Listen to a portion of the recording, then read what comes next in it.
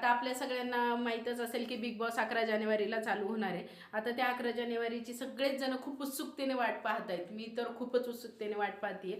आता याच्यामध्ये आपल्याला अजूनही जे सगळ्यांच्या मनात एकच प्रश्न, ओनली वन प्रश्न आहे सगळ्यांचा, जो की म्हणजे बिग बॉसमध्ये कोण कोण येणार आहे. आता बिग बॉसमध्ये कोण येणार आहे काय हे तर सगळी हिडन लिस्ट आहे खरं सांगायला गेलं तर.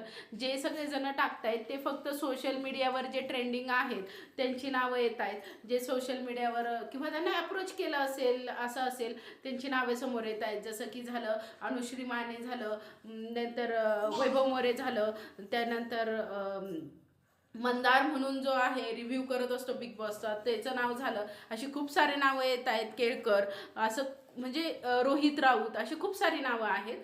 तर अजून फायनल मलाही माहीत नाही कुठली आहेत. आणि आता याच्यामध्ये थीम तर आपल्याला माहितीच आहे, एक स्वर्ग आणि नर्क आहे.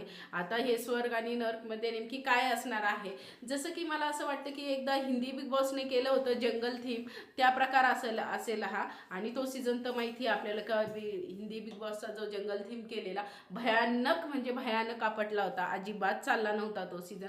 आता यांचं स्वर्ग नर्क चालेल की नाही, पण मागच्या वर्षीचा जो बिग बॉस आहे तो तर खूपच छान चालला होता आणि ह्या वर्षीचाही चालेल. अजून तरी जे प्रोमो आले त्याची TRP बघितले तर खूपच छान आहे.